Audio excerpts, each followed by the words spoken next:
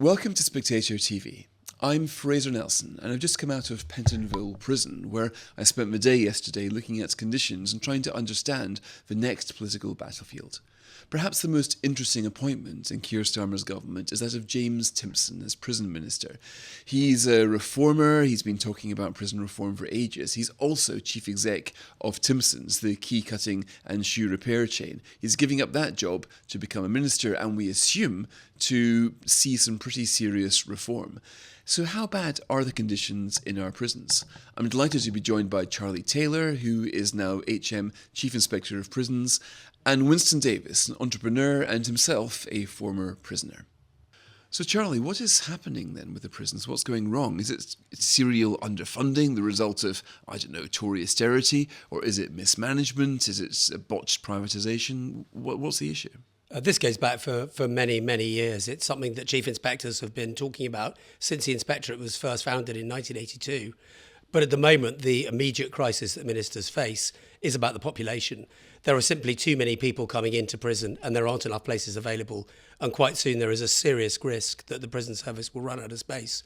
But off the back of that, what we're also seeing is prisoners locked in their cell for long periods of time with not enough to do all day. We're seeing very poor standards of education, training and work. So none of the sort of preparation that we would expect to see in prisons. The staffing levels in some prisons are worryingly low, and they're relying entirely on people being bussed down from the north just to keep the show on the road. And then finally, the ingress of drugs into prison continues to be a huge concern. Too many prisoners taking too many drugs and the resulting violence, debt, bullying that we see as a result of that. Well, I was struck by one of the figures. This is the government's own projections, by the way, for prison population. Now, they've gone up quite a lot in recent years, but they're projected to rise 20-25% in the next few years. It seems to me to be a result of tougher sentencing. For example, you can get 4 years for an animal rights offence, now used to be just 6 months. So sentencing is getting tougher. But is it the case that the tougher sentencing was not accompanied by plans for extra prison spaces? Well, there have been lots of talk about planning, but they simply haven't been able to plan for enough spaces. A lot of prisons actually closed in the earlier years of the century because there was an assumption that prison spaces and requirement was going to go down. And the idea was they were going to build new prisons, and therefore they were going to be able to close some of these Victorian local prisons, which are really not fit for purpose apart from anything as a museum. Unfortunately, because of what's happened, that isn't the case. The biggest and most immediate concern at the moment is actually the remand population. So it's the amount of time that people are spending stuck on remand, and that is now. But these are people who have not been convicted yet. These have not been. They're waiting for their convicted. Day in court. These are basically unconvicted prisoners. Absolutely. So they're either unconvicted or they've been convicted and they're waiting for their sentencing hearing to happen as well. And that number has gone up to 19% of the prison population, having been nearer to up to 19%, having been nearer to sort of 12 to 14% historically. So a huge rise in those people as part of a backlog from COVID. But the difficulty with that is you can't create more judges, you can't create more courts, you can't create more holding cells for people awaiting trial overnight, and therefore that has now become endemic in the system. But what we're also seeing on the back of that over the course of time is these longer sentences that are now being given out will begin to have an effect as prisoners serve longer and longer in prison. So the combination of the two is putting a huge pressure on the system. You mentioned that 1982 report, the first prison inspector report that was published. They said then, we have been struck by long hours which many inmates spend locked in their cells in boredom. In several local prisons, a proportion of the population were locked up for 22 hours or more each day. Now, it's pretty much the same now. I mean, look at these figures here. They show that before COVID, they were 20% of them will be locked up for, more 22 hours a day. Jumped up, presumably, during COVID. We don't know because it wasn't looked at. But when you look at the post-COVID figures, we're still seeing almost 2/3 of prisoners locked up for 22 hours a day. Winston, I'd like to bring you in here. You were in prison in 2009, I think, quite a few years ago. What was your experience? Were you banged up for in your cell for most of the time, or what was it like? Yeah, I mean, there was a lot of bang up, but then again, you was working to get jobs that enabled you to get out of your cell for more time. So if you had a cleaning job or you were working on the food servery, you were able to get out for more and get more perks and whatever. So you get to the gym more and whatnot. And like I said, it was a long time ago now, but the issue still remains, and it's getting worse. I was fortunate in that my sanctuary was books, so I just read and read and read. So it didn't matter for me how long I was locked up for, because I was reading and studying and really developing whilst I spent that time there. But most or a large proportion of guys there are taking drugs, like Charlie says, and not able to use that time productively because they maybe don't know how to, or they don't come in with the tools equipped to be able to manage that time themselves. And you make a really important point, Winston, which is that you sought sanctuary and being able to read. Unfortunately, we put out a report with Ofsted a couple of years ago saying that roughly 50% of prisoners are functionally illiterate. You would think that if someone came in to do a 4-year stretch unable to read, they would at least go out unable to read. But the teaching of reading, as with the teaching of most things in prisons, is woefully poor. Now, Charlie, one of the things that jumped out to me in your Spectator article was the number of prisoners who, I think you say, are driven to drugs by the sheer boredom, being locked up all that time, and some of them actually acquire a drugs habit, a drugs addiction problem, which they didn't have when they went into prison. Yeah, we describe HMP Lindholm in South Yorkshire, Category C prison, where 20% of prisoners told us that they developed a drug habit since they'd come into the prison. Well, that prison has a big workshops, a number of workshops that have been closed because they've discovered asbestos. So prisoners in that jail are just hanging around with not enough to do. And they don't feel they're making any progress. They're bored out of their minds. Drugs are becoming available in that prison. They're getting in either through over the fence, or they're coming in through staff corruption or other ways. And people are just using drugs to pass the time. Bird killers is what they call them in prison. When I went away, it was the first time I ever had time to sit there and really think about my life and what had happened in my life previously, right? And I realised at that point that I had been abused, emotionally, physically, racially, abused as a child, right? And I then unpicked it to understand that that's what was driving my behaviour that led me to get to prison. So therefore I was like, right, what can I do to start sorting it out? I think that when guys and women come into prison and they're suddenly faced with the reality of their lives, they've then got to find something to channel that and to help them understand that. And if they can't be helped with facing that, then the easy alternative, so easy to get drugs in prison, is to turn to drugs to numb out the pain, because it's painful to look at your life going, this has happened, that's happened, I've behaved like this, therefore I'm now in this situation. And it's like that key point, when you've got them captive, that key point is the point to get in there and do the work that's necessary to help them rehabilitate. Now, Charlie, the first thing I saw when I went to Pentonville on Monday was a huge sign, and I took down the wording because I couldn't quite believe what I was reading. It said, if you smuggle drugs, mobile phones, or engage in illegal activity, you will get caught. Your colleagues will spot you, the prisoners will talk. Now, it struck me when I was trying to work out who it was aimed at, when it struck me it was aimed at prison staff. So this was a fairly big sign asking prison staff not to smuggle drugs, mobile phones, etc. That indicates to me there's a fairly big problem. Well, yeah, and I think the first thing to say is that most prison officers are honest, extremely hardworking, and do a fantastic job in what are often very difficult circumstances. But unfortunately, serious organised crime have realised that actually there are huge markups on things like drugs on mobile phones in prisons, and therefore they are trying any method necessary. I was told it costs it might cost £1,000, sometimes more, to get a mobile phone, but I was also told that there's no problem in getting phone if you've got or can promise somebody on the outside the kind of money to buy one. Yeah, absolutely. Phones. And whilst in the past, perhaps there used to just be cannabis finding its way into prisons, you can now be offered a menu of drugs that you can purchase off. So any drug that you want. I mean, we walked around Wandsworth the other day. 40% of prisoners at that jail told us it was easy to get drugs. We smelt cannabis everywhere we were as we walked around the prison. So there is a sense that they can't stop drugs getting in. And there's huge amounts of focus, rightly so, on security, on reducing the supply of drugs.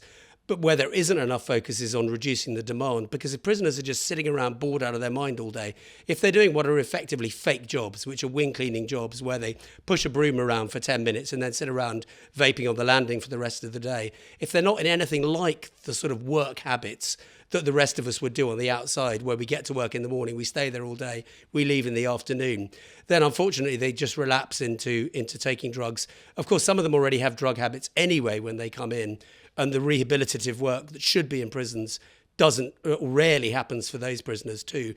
But also prisoners have no sense that they're really making progress.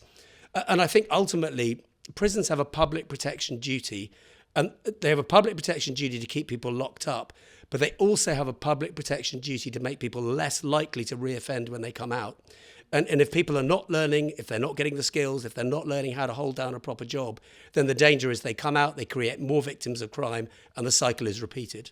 Winston, what you describe sounds pretty much like on your own initiative. Like you had the ability and the inclination to read books, to reflect on your time. Basically, you're telling a story here, a model story of rehabilitation, to reflect on what you've done and to reflect on how you want to make changes in your life.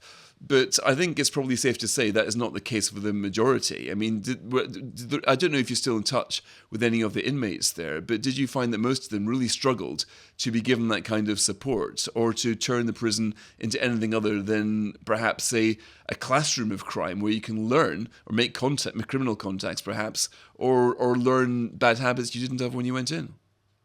Yeah, it's literally that. It's down to yourself what you want to do. And if you want to take drugs all day, as Charlie's saying, you can do that. If you want to try to sort your life out, you can do that.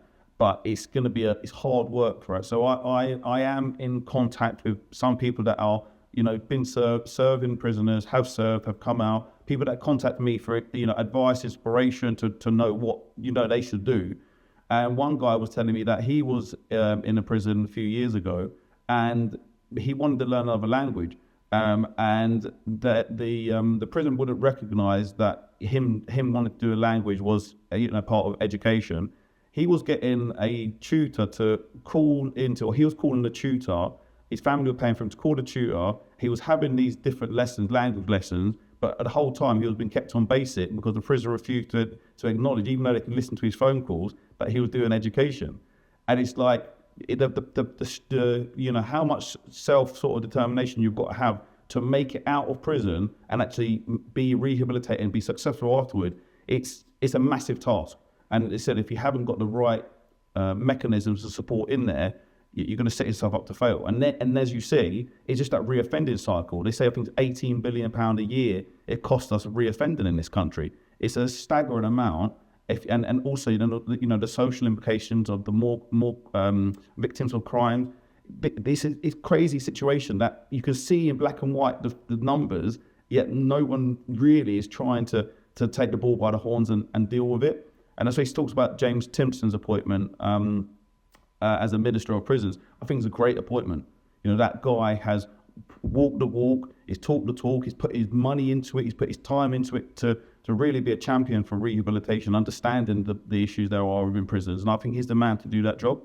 And also he says that he hires former prisoners as well. I think he says that 1 in every 9 employees of Timpson is a former prisoner. I think that's been one of his main pushes, trying to make, to use the jargon, a KPI, a key performance indicator. In other words, prisons should be judged by how many inmates they manage to get into employment. But Charlie, what Winston described there was basically the prison bureaucracy stifling innovation, people trying to do things that are good for them, that people are even trying to help from the outside, but that being basically closed down because the computer says no. Is that something that you come across? Yeah, it's an enormous frustration for governors. They are chained to their desks often, answering requests from the centre. Procurement is incredibly difficult, so even getting a bit of work done in the prison is enormously difficult. I came across one governor who said that she wanted to buy a pot of paint. She had to go through a procurement exercise to get it, rather than just going down to a local B&Q. Well, because there were regulations saying that she wasn't allowed to bring in paint to the prison because there might be a mobile phone smuggled in there or something. Every bureaucratic reason imaginable. It takes ages to get any building work done in prisons. Governors are subjected to managing contracts for things like education providers and health providers, some of which are really poor and are not effective. And governors say to me, sometimes I feel more like a contract manager than I do a leader. Right. When I was in Pentonville on Monday, we were served a delicious lunch, weren't we, by prisoners who made it. But one of the staff told me that the actual prisoners' kitchen has been closed. Rat droppings were found on the baguettes. They tried to flag this up. For 6 months, the prison authorities ignored these complaints until it was such a crisis that the whole prisons had to be closed down. They had to be using external caterers at a vastly higher cost than it would have sorted them. And I was thinking, why did this happen? Why was the governor's hand so highly touted? And the answer was, well, there's so many contractors now. Everything comes from these outside agencies, but it's very difficult to manage them all, especially if one of them goes bust, etc. So the prison governor isn't in control of the services he gets, and quite often he's not even in control of the staff that he hires. Because you get these people being pushed through his prison officers. The governor, I'm told, has got no say in this, and he sees them on the first day, and quite often, as soon as he lays eyes on the person, he thinks, you're the wrong fit for this job. Absolutely right. So are we seeing here the serial disempowerment of prison governors and the subcontracting, the privatisation of services in a way that simply makes the system not work? Yeah, and it isn't necessarily privatisation. It's contracting out to other bits of government service or to government-run or government-funded organisations. But that's absolutely right. And the frustration of governors, they say to me that since COVID came along, where there was an inevitable Yankee on the reins in order to gain control, since COVID came along, they felt more restricted than they've ever been. And it's very interesting. The best prison in the country, I would say without any doubt, the best prison I've ever visited is HMP Oakwood in just outside Wolverhampton. It's 2,000 prisoners. We gave it some really, really high scores.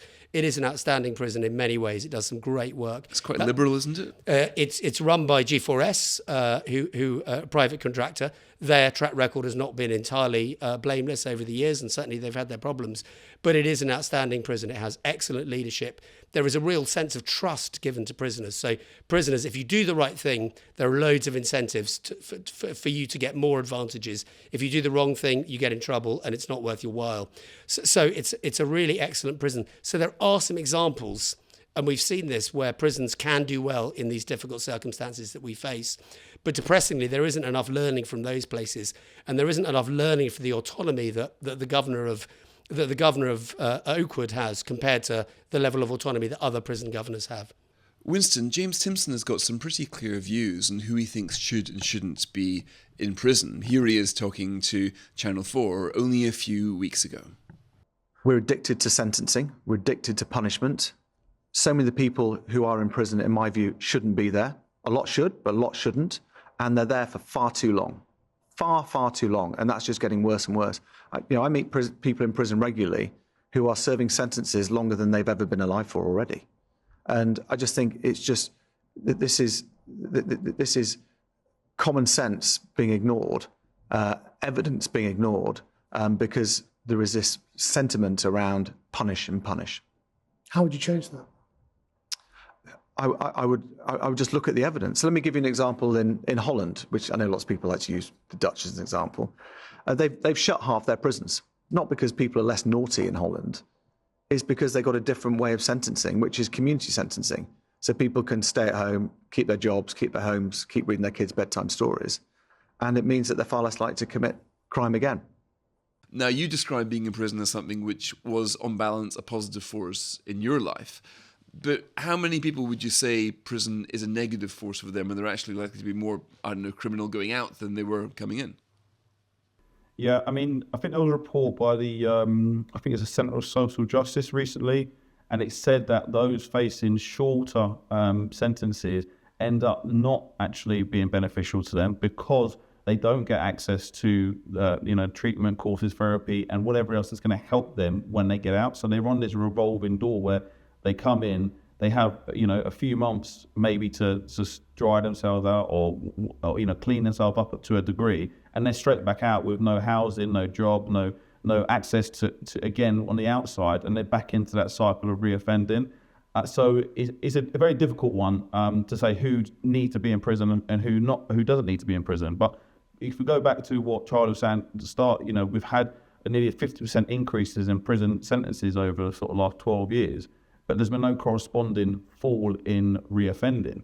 And it's like, all these sentences, the public feel that, we're soft on crime and prison sentences, are too short, but actually they've been increasing. But all that's done is put more pressure on the prison system. But crime has gone down, hasn't it, Winston? I thought that the crime rates had gone down as the prison numbers had gone up. And a lot of people point to those two and say, look, they're related. Because prison may or may not be great at rehabilitation, but it certainly does work because it protects the rest of us from crime that would be carried out by people inside. Yeah, I mean, look, I know crime rates at a high 1993 was like 20 million instances of crime were reported, and I think since then, last year, yeah, it has gone down. Crime has gone down. There's loads of factors that are attributed to that. However, locking people up for longer and longer, it just, again, without access to courses, rehabilitation to sort them out when they get out, you're creating more dangerous people potentially when they are released. You've got some prisoners that are serving 3, 4, 5 year sentences, not being able to progress through the different categories, from A, B, and C down to D, and actually end up, some of them doing all their time in closed conditions and then just getting let out, like some of these serious criminals. And just put back onto what Charlie was talking about, the private prisons. I think it's great that you've come across a governor and leadership teams that are doing such great work within prisons, and it definitely should be a model that other prisons should be following. However, I disagree entirely with the idea that prisons should be privatised. The prisons for profit, is a parasitic practice. It shouldn't be. I don't believe it should be allowed. It's like the antithesis of what prisons should be about. Nobody should be able to benefit financially by people that are in prison, either the victims of the crimes or the people that are actually serving time in prison. I just don't believe in it. Charlie, I'd like to go back to a couple of things that have been on my mind ever since getting out of Pentonville, as it were, on Monday. One was just, again, that I was searched pretty thoroughly going in there. There was no way I could have smuggled anything.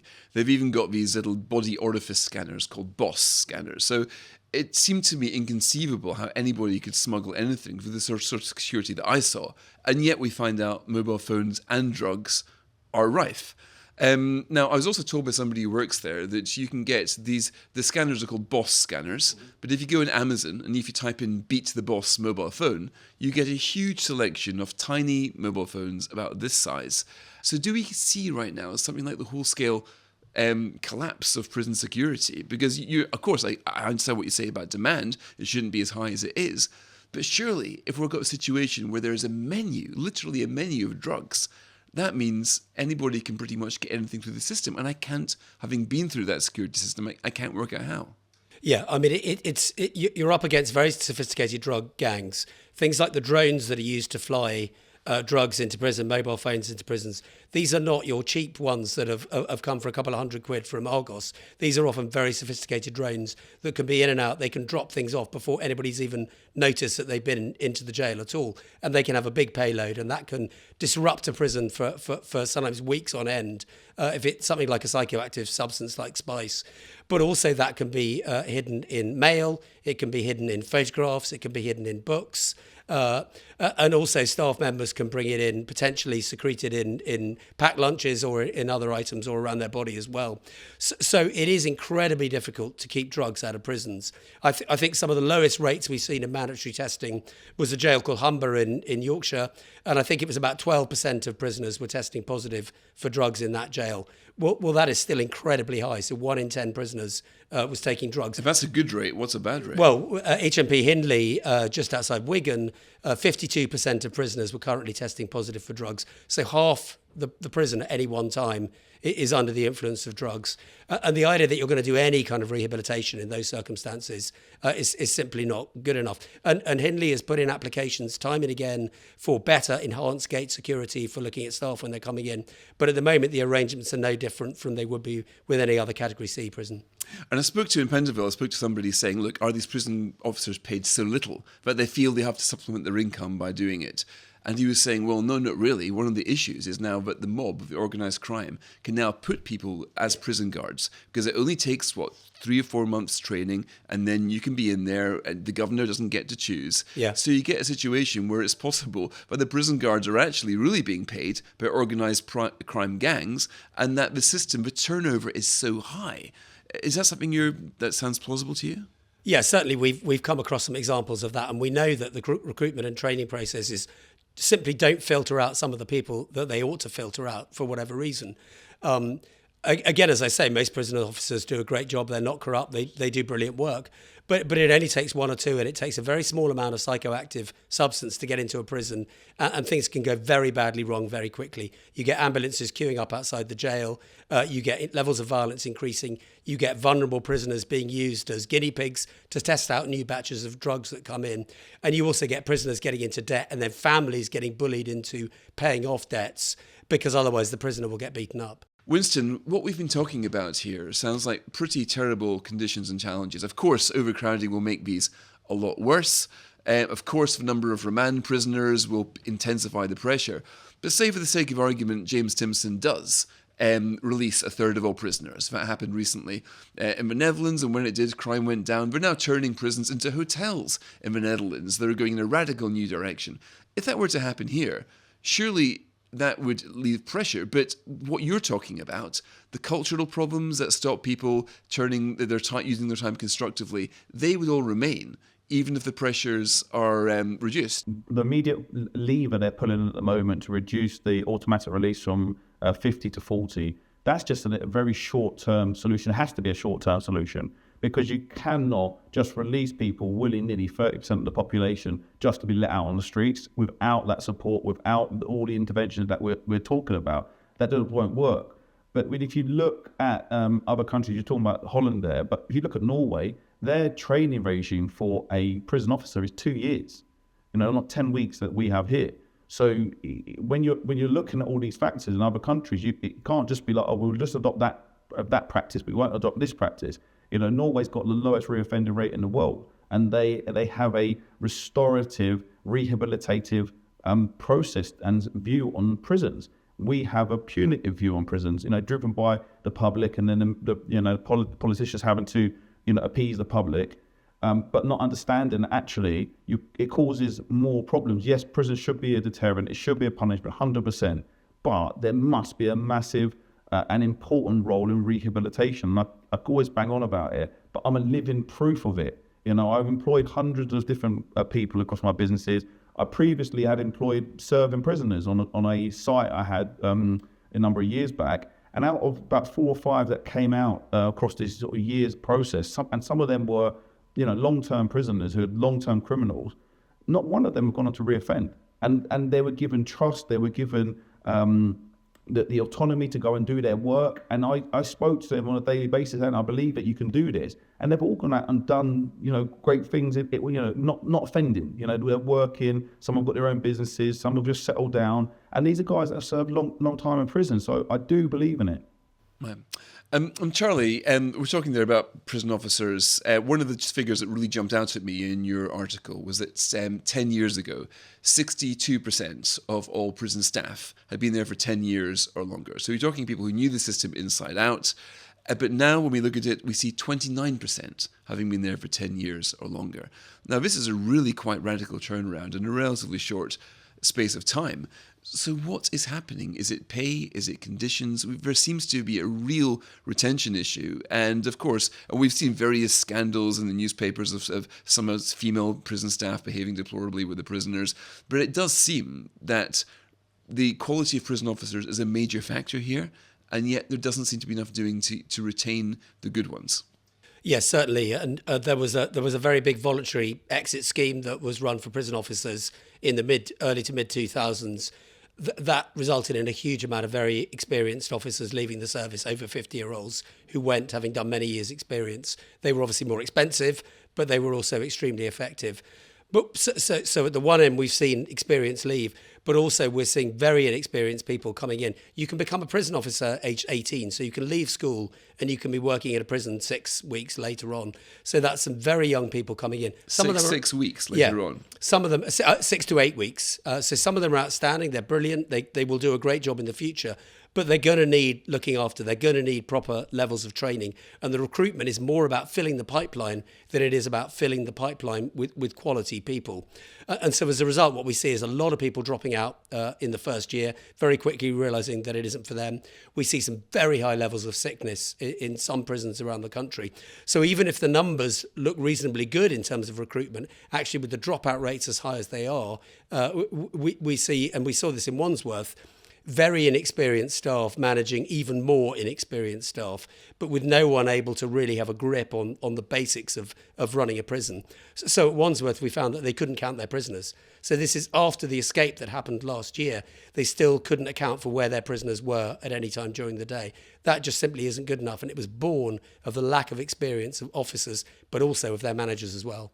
And Winston, finally, if there's a reform that you wanted to make to the prison system, what would it be? For example, would you say that any employer who takes on an ex-con would be able to get, I don't know, like tax relief or some incentive for more companies to do what you say you've been doing? Look, I'd say I'm going to cheat. I'm going to have two. One is there must be mandatory therapy and access to therapy and mental health services in prisons, so a psychologist in a prison or in a wing that they can get access to on a regular basis for therapy whilst they're doing their sentence.